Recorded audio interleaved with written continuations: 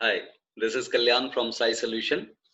Let us talk about rationals of love. Red love, green love, violet love. Obviously, as usual, we practice pure nature cure, and the foundation of this proposal is also uh, pure nature cure, which is a dialectical, materialistic, observatory science.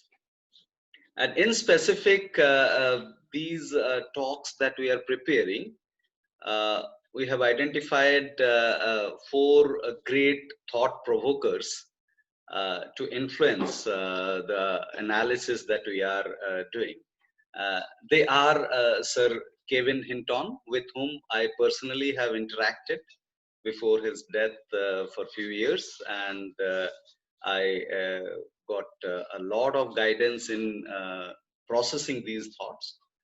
And being a student of psychology, Albert Ellis is a person who I cannot deny for his contribution in explaining the rational analysis. And nonetheless, S.N. Goenka, under whose guidance the Vipassana has been uh, understood and practiced. And uh, the last but not the least, the clarification of freedom proposed by Jiddu Krishnamurti. These four thought provokers actually contributed a lot in this proposal. Let's proceed.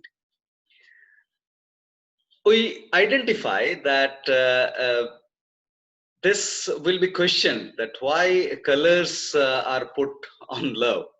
Love is just love. Why green, red, and violet?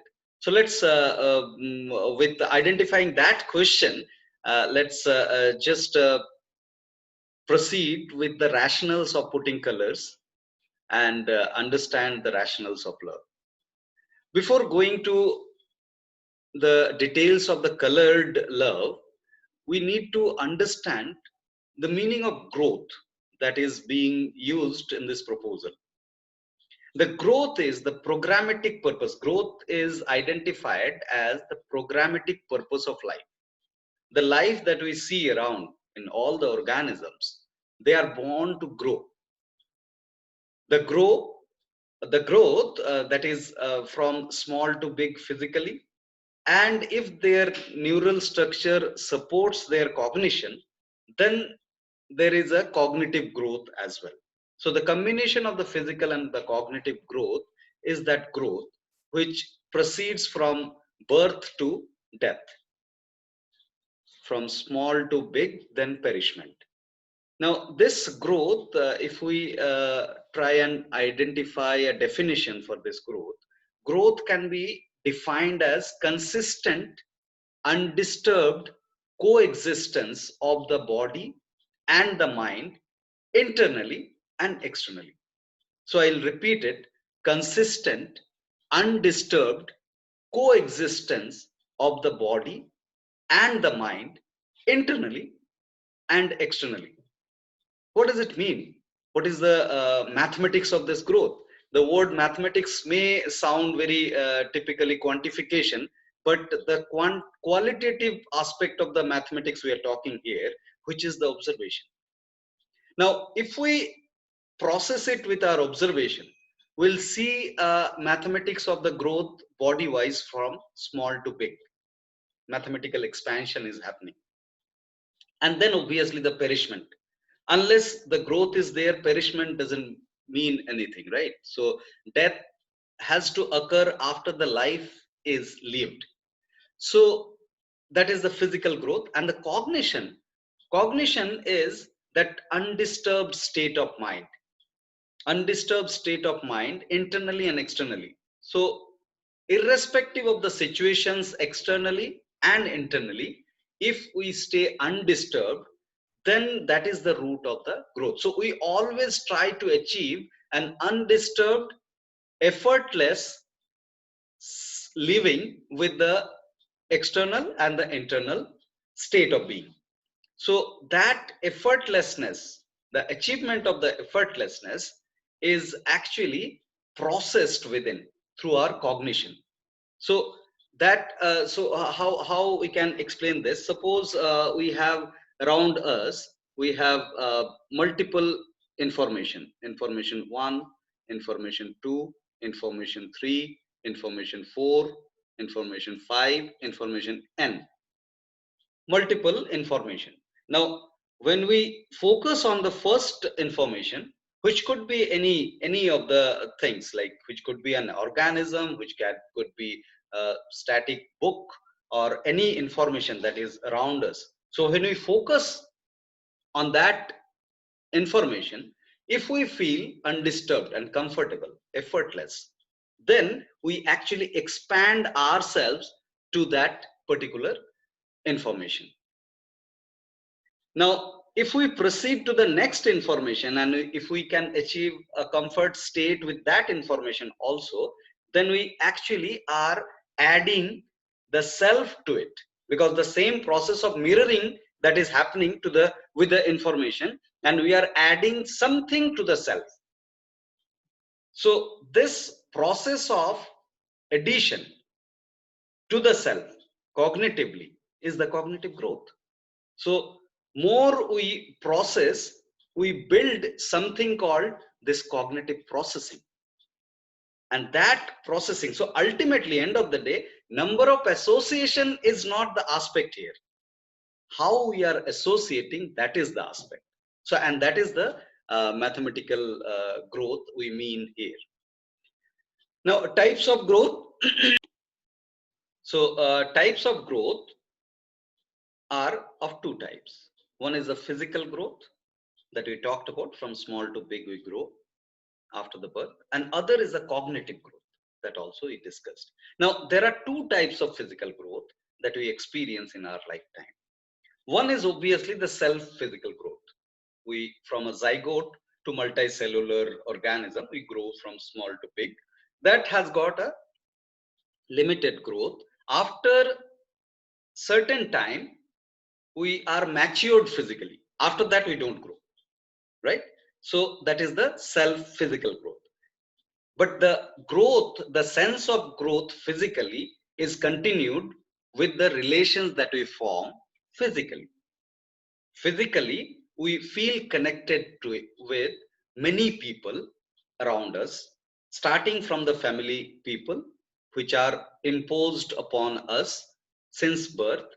So those are a connection that we make, and we consider that those are related to, and definitely it's an expansion of the physical aspect. Like my child is definitely a part of my body, which is not connected but growing. So that growth gives me a sense of growth. That is a physical relational growth. Now coming to the cognitive growth, there could be two types of growth. One is the static growth and other is the dynamic growth. What is the meaning of static growth and dynamic growth?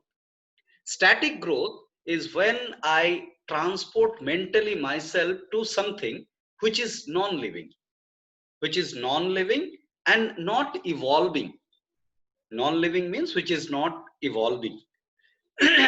So that evolution is not there on that aspect, and I have mirrored myself to that aspect. So after mirroring, the importance of that entity ends, because I have already mirrored, I understood. So for example, a book, if you read a book, after reading and assimilating the content of the book, when you are comfortable with the content, you understood it, that time the relevance of the book, the the staying of the book is not that important, because it doesn't change anymore, right? So it doesn't change. You, whatever you have assimilated, that is over there. So that is why this is called static cognitive growth. Now the dynamic cognitive growth is the most interesting thing of all, because the dynamism in the entity on which you are mirroring yourself matters a lot. And why it matters a lot? Because when we mirror to any dynamic entity, any organism which is changing all the time, so after I mirror, I cannot confirm the next time I'll be mirroring the same way I was mirroring earlier, because there is a change in that individual also and in me also. So I have to adjust with these two changes to mirror myself. And this is very interesting processing. That is why the association is not the aspect. How you are comfortable in processing this association is the most important, and that can be executed dynamically when we transport ourselves to any organism around us, right? So these are the type of growth we wanted to share. And the lifespan has got a framework on its own, which has a combination of physical growth and the cognitive growth. In this particular slide, you see the zero is the birth point, and one is the specific end of the phase of physical maturation, when we attain physical maturation. So this green area is that physical maturation area, which we call UNO. And from 1 to 2 is the union phase, where we experience the physical maturation. After the physical maturation, we experience the physical growth in others along with the cognitive growth. So after the one line is over, like the phase one is over, we don't grow physically, but we experience the physical growth in others when we connect with people around physically. Physically means we see, we hear the sound, we smell, or we taste something, or we touch something. So that physical expansion happens when we connect with something physically. So during the phase of union, largely we go for procreation and reproduction. And that's an excellent example of the combination of the physical growth and the cognitive growth. So your child is a part of your body who is growing, not being connected with your body. Try and understand this. So it's a part of your body. So far, you had been experiencing your hand was growing, which was connected to your body. So this association is very obvious. But in this association, you have to mentally transport to associate. So there we learn how to associate cognitively, mentally. So it's a beautiful phase to experience both the types of growth, the union phase. And post union, there is a predominance of the unison phase. Unison phase means it's primarily the cognitive growth. There is not necessarily any physical connection that we need, but we can achieve the state of mentally transporting to each and every entities around. And this unison aspect is very much available since birth. As you see, the violet line is overlapping the complete cone. So that was not predominant, but after the union phase, we are structurally predominantly programmed to execute this unison phase, which is the ultimate or the optimum cognitive growth. Right. So let's proceed with the definition of love. Definition of love definitely cannot be a static, a single definition, but let's propose something from this all analysis. Love is a perceptual discovery of self in anything and everything. So this growth, what we talked about, the cognitive growth, where we mirror ourselves to the entities around, that execution process actually gives a sense of love. That we effectively are mirroring ourselves to the entities. That effective mirroring is nothing but the love. Now, love is definitely an expression of life, as we discussed. The growth is the expression of life, and love enables growth in life, right? So now let's talk about the rational love. What do we mean by rational love? Rational love is a cognitive exercise to overcome the unnatural and irrational engagement of energy in the name of love. we actually get confused with love and what is not love. If we can identify what is not love, and we are actually imposing some kind of extra uh, understanding or misunderstanding about love, if we clarify that, then the rational love emerges. So in this direction only, this all discussion and analysis to enable us to identify the rational love. Let us talk about the types of love. This is very important slide, I must say, because as I started with that we are aware that the question will be raised that why to put colors on the love, on love. Love is just love, and love is largely proposed as unconditional love. Is it so? Is it so rationally? Let's explore. So love can be of two types. One is the acceptance, which is unconditional, which is very much the starting point of the love. That unconditional acceptance of rights to exist of anything and everything around us. We cannot encroach the rights of existence of anything and everything.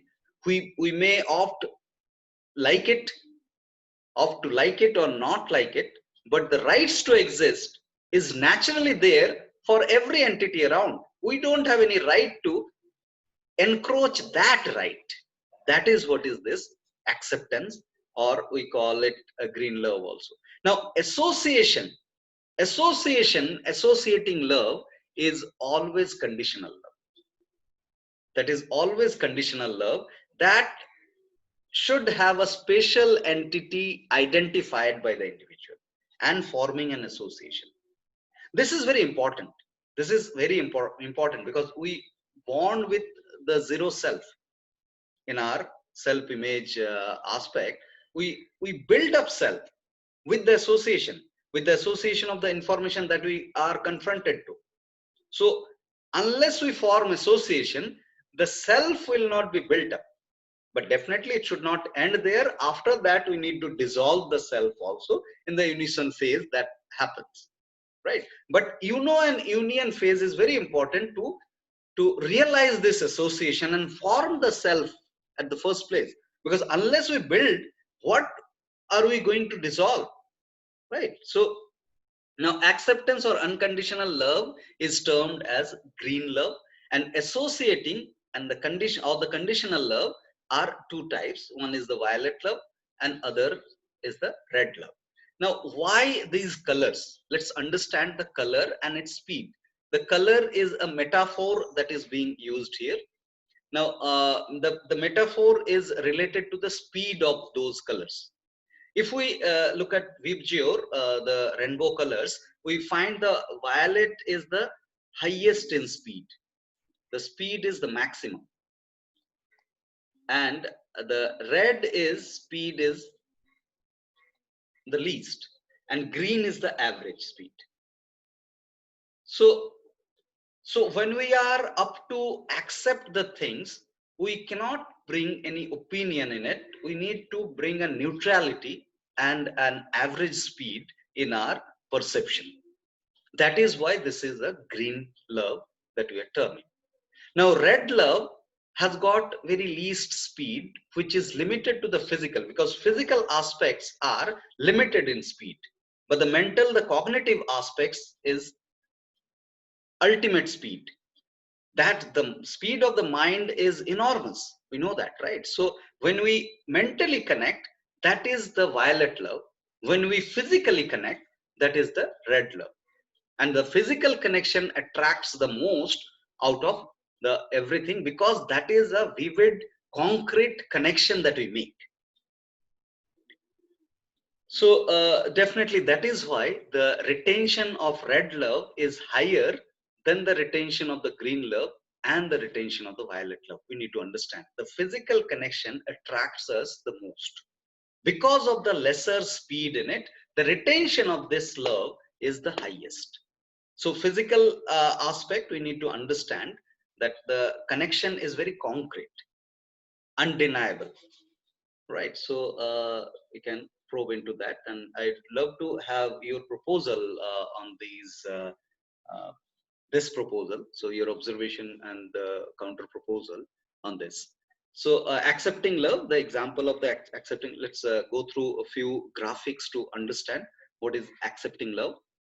Accepting love is obviously driven by the individual, and it's absolutely independent of the types of the surroundings that we have. Types of the surroundings means type of people around, type of climate around, type of situation around.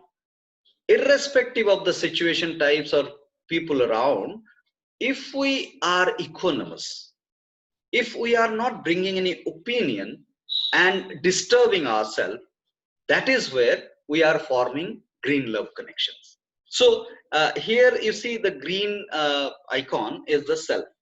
Green icon is the self, and it is radiating. It is radiating from the self, and this is to maintain own equanimity.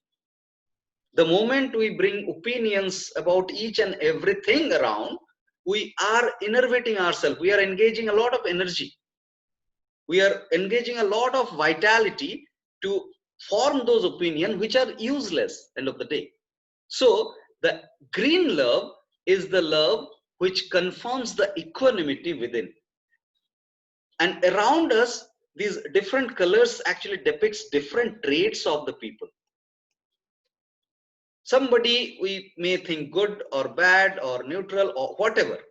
Different people are there, which is an obvious thing in nature. The people are different, uniquely different. So if we form a general state of awareness while observing others without forming an opinion, a judgment, that's what is the green love connection, and that should be unconditional. Now associating love, which is the conditional love, and definitely this is very important to form the self, because to dissolve the self we have to form the self, right? We should not be fixated with the associating love, but the importance of the associating love is very much obvious in our life. Now let's try and understand the violet love first. Violet love, here the self is this violet individual, the self, and this rectangular box is another individual who has got multiple types of traits. Something's black, something yellow, something orange, something violet, something red, something blue, something violet again. Now these violet traits are relatable, and we are forming a violet connection, violet love connection with that particular trait, right? So this is a very useful understanding, that we definitely don't like to have this yellow trait in our life while executing the associating love, because we have identified this violet trait as an associating trait. So this is what is the violet love. So for an example, you love the singing of a singer, which is a cognitive trait, and you identify that's a very relatable trait. So that's what is the violet love connection. But definitely you may not like his other traits. Maybe the arrogance of that individual, you may not like it. So violet love is a trait specific love, cognitive trait specific love. Now red love is very much relatable and understandable, that this red individual is the self. Red individual is the self, and who has been procreated by parents P1 and P2. Now with the birth, the individual is imposed with multiple red love connection. He has not chosen it, it is imposed. So these are uncle aunties from both the parent side, and these are the siblings. Now with another conjugate partner, which is CP1 with the self, that CP1 also brings the siblings with her or him. Now with the conjugation, there is a production of a child, reproduction of a child, procreation, and that reproduced child also will have the similar red love connection, imposed red love connection as the self had. Now that individual also conjugate, and the story continues. Now here another CP2 comes, which is a casual, non-continuing conjugation that the individual self has opted. That means there is no procreating journey and continuation in that. That's a one night stand kind of conjugation. That doesn't have a progression. What kind of progression we are talking about? This is a progression. This divergence cone has a possibility to progress the cognitive growth and the physical growth both. So this possibility is missing with the conjugation with CP2. Now this particular progression is there for the parents of the self and obviously the child of the self. So overall, when we see all these progression, and we can form an overall divergent cone, which is the growth and continuum of the growth, which is missing obviously in the casual association of red love. There is no continuation. Now that's what was the definitions of these three types of love. Now when we talk about the rationals of love, we need to talk about the permutation and combination of these three loves: red love, green love, and violet love. Let's quickly understand and try to understand what is the rationality in these permutation and combination. There are three categories. There could be three categories of the permutation and combination. The first category is when you take all the three loves and permute it in different orders. The second category is when you take 2 out of 3 and permute it in different orders. And the third category, the category C, is the single, only one love which you opted. Let's try and understand the rationality of these things. So category A is being proposed as the most rational love. Definitely you will be able to identify the orders of occurrence in your individual relations.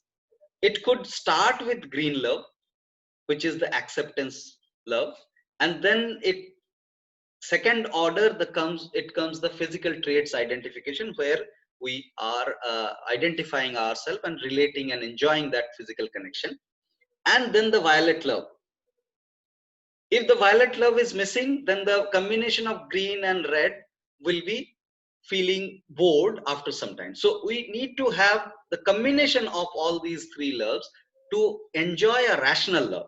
We need to identify where it is missing, what it is missing.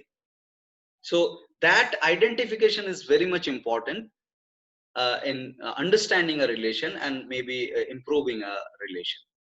So these are few examples. Like the second is the green love starting. So first one is an arranged marriage kind of example we can pick up. The individual is in a state of acceptance, not in denial, but the marriage was arranged.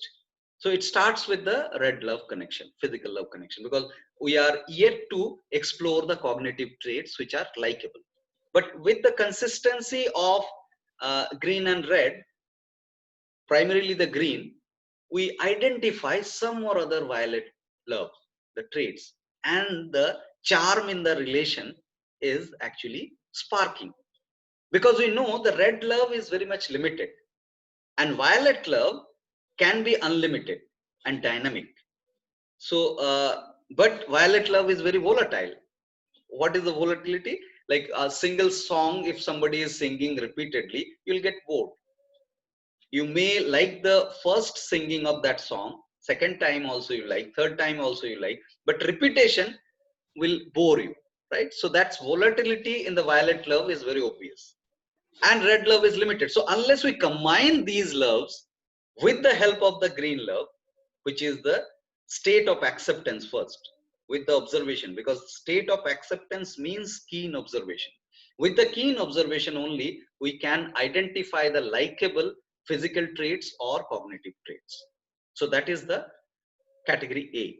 You can go through the combinations and ask for the article also, which has got examples. I'll not waste much time on that. Now, category B is a lack of one single love in the process. So that you can identify with the understanding, the previous understanding of different types of love, and you can bring in that love to overcome the limitation of this type of love. The category C is a kind of hypothetical. Hypothetical means the category 1 doesn't have any associating love, the green love, which is maybe at the end of the life we achieve it. But association is very important. Only green love will not make our realization about the self. That's very important. And red love, only red love is definitely a very irrational state of being, a state of a mindset of a rapist who focuses on the physical pleasure only, not the other entities of life, which is very self-derogatory and self-destructive choice of life.